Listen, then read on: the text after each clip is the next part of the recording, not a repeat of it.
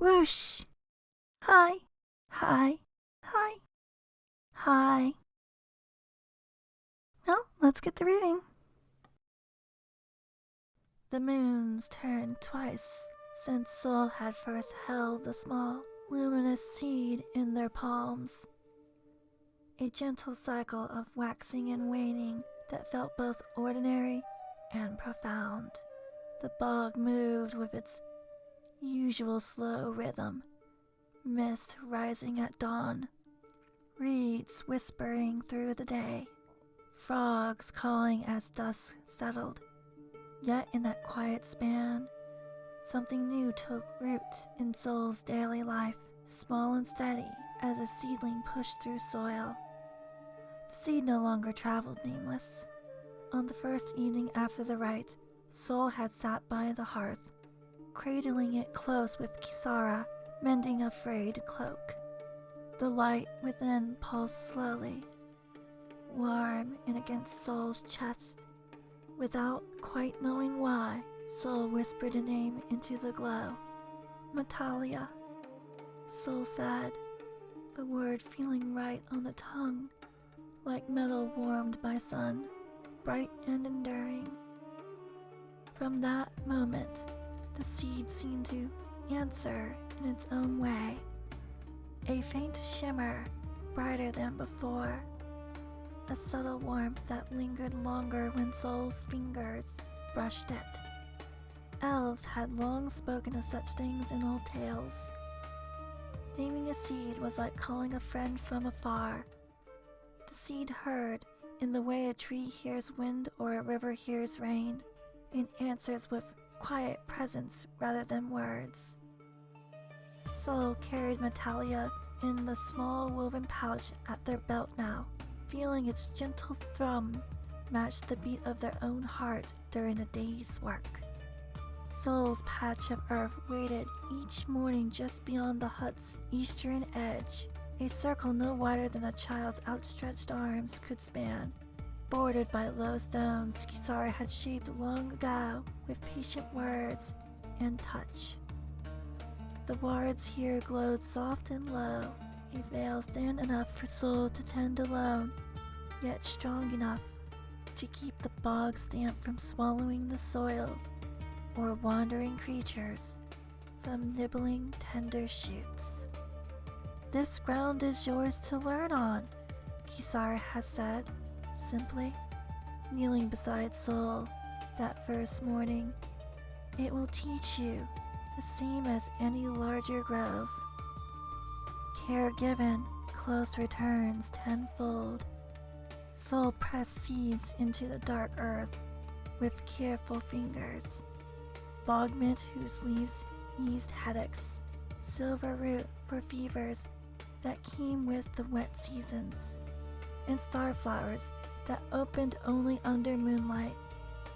Every planting required nearness. Sol tried once to send a thread of mana towards a reluctant mint sprout from a step away, willing the green spark to bridge the distance. The energy frayed before it reached, dissolving into harmless wisp that drifted upward like morning fog. Kisara watched from the doorway, only nodded. The farther it travels, the more it scatters. Stay close, and it listens.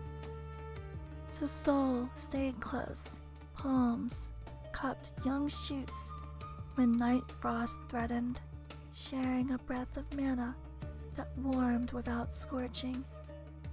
Fingers brushed leaves to feel for spots of blight or the first sign of curl. The garden answered in small ways. Mint leaves unfurled brighter green.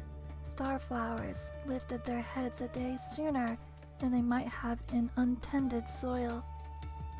Each evening Sol knelt at the circle's edge, hands flat against the rune-carved stones, letting mana flow like shared breath until the ward steadied and glowed content. One afternoon rain fell in a steady veil, turning the world soft gray and green. Soul sat beneath the overhang of living eaves, watching droplets bead on broad leaves and trickle down the hut's shaped branches. Metalia pulsed once against Soul's hip, warmer than the day before, as though listening to the rhythm of water on wood.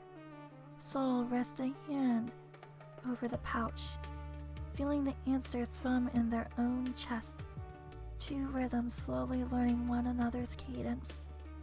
Inside, Kisara worked at her bench, pressing a new ward stone with steady fingers, light threading through the rock like veins of sap under her touch.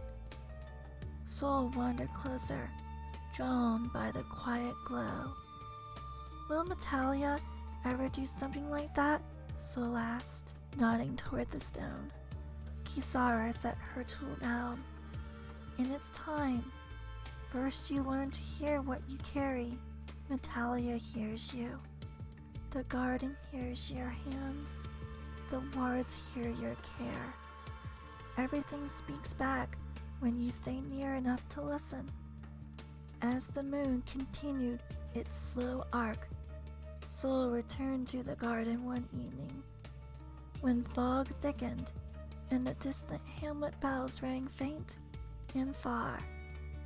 A single starflower had opened ahead of its kin, petals silver in the dim. Soul knelt, breathing close, and felt the old soul within stir, not as a stranger anymore, but as a deeper part of self. Hunches rose like memory. Growth comes slow, by touch, by staying. Soul reached out, fingertips brushed the petal. A tiny thread of mana flowed. A nest, warming the bloom against the night's chill. No grand spell, no thrown flame or raised barrier, just presence, close and steady. The flower inclined its head once, as if in quiet thanks. Beyond the circle, the bog sang its endless song. Water, wind, hidden roots. The wards hummed low and satisfied, and Soul, in the hush, felt the small patch of earth as truly theirs, not claimed by force, but earned by care. The moon and the garden stood a little taller, so did Soul.